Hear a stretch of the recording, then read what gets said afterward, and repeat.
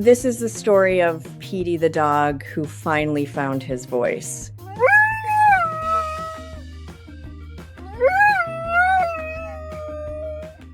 I used to volunteer at our local animal shelter for a while. It was the kind of place where every day felt a little different, but also kind of the same. There were always dogs coming in, dogs leaving, and dogs waiting. You'd learn their names, walk them, and sometimes sit with them for a few minutes when you had the time. That's where I first heard about Petey.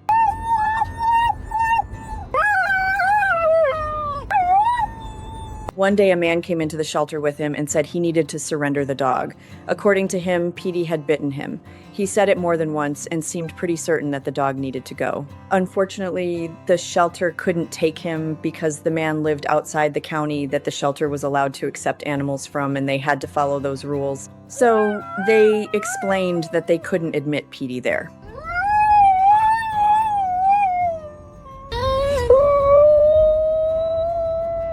The man left with the dog. Later that same day, though, Petey was found wandering the streets of downtown where I live. So the assumption most people made was that the man probably drove away from the shelter and somewhere along the road just opened the car door and let him out. No one saw it happen, of course, but it seemed like the most likely explanation.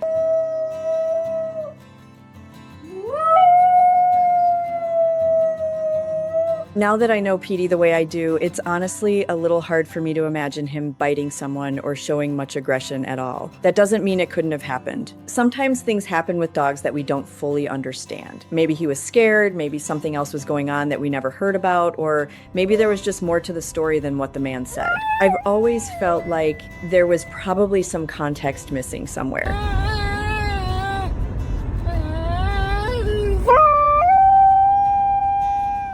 When I first met Petey, my impression was pretty simple. He didn't seem dangerous to me. He seemed more like a dog who had been misunderstood. He was a big dog, and you could tell he was strong, which might have made people nervous at first glance, but the way he carried himself didn't really match the label that had been put on him.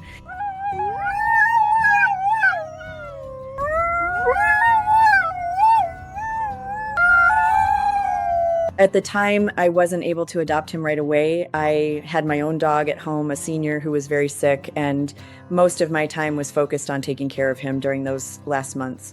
So Petey stayed at the shelter for a while, but I kept thinking about him, and once things changed at home and the time felt right, I went back and adopted him. From the beginning, he felt like the kind of dog who just needed someone to give him a fair chance.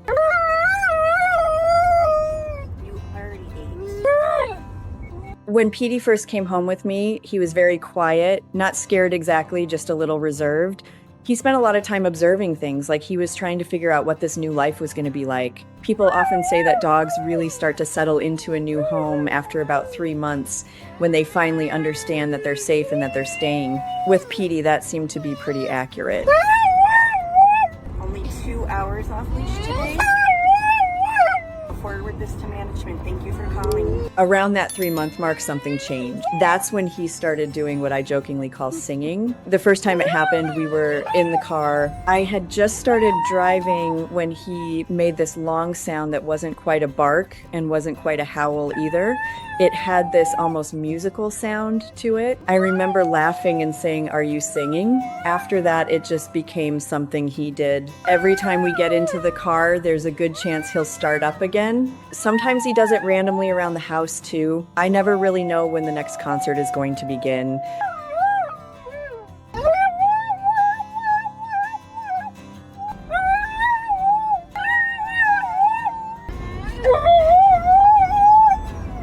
Petey weighs about 70 pounds, and you can tell he's basically pure muscle. But personality-wise, he's probably the softest dog I've ever met. I usually call him my big marshmallow. He even has these tiny brown spots on the tips of his ears, and I always joke that those are the toasted parts of the marshmallow.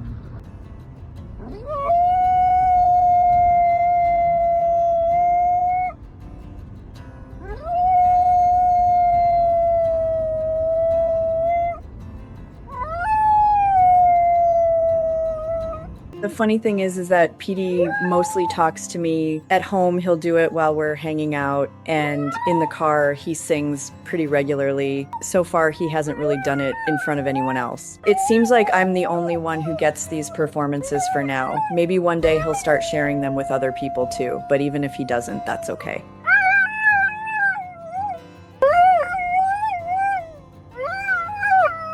There is one part of his past that still stays with me, though. Before he came to live with me, the shelter where he had stayed for a time didn't like how much he barked, so they ended up putting a bark collar on him. When I first heard that, it made me a little sad, because when I think about it now, it seems pretty clear that he was just a young dog trying to communicate.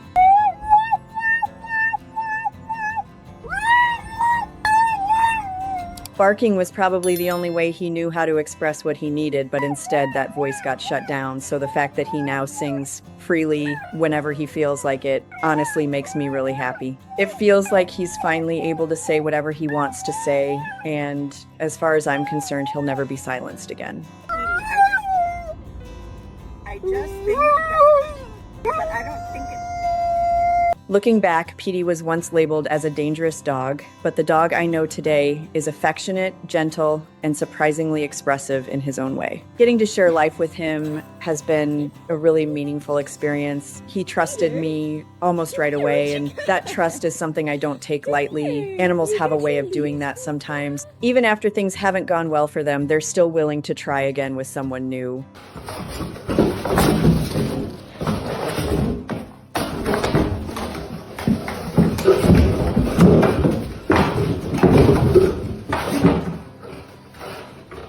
If there's one thing I'd say to someone thinking about adopting a pet, it's just to take a little time to get to know them before you decide who they are. Shelter animals sometimes carry labels that don't tell the whole story. The loud dog might just be trying to communicate. The big, strong dog might actually be the gentlest one there.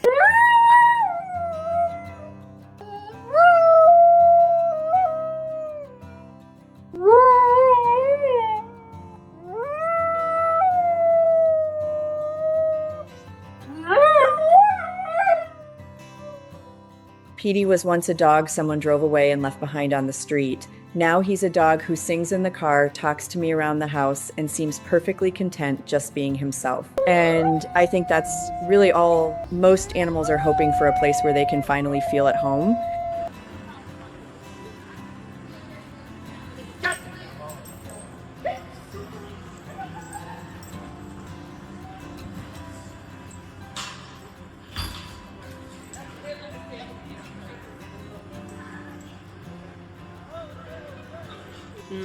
Get out of the way, Jenny.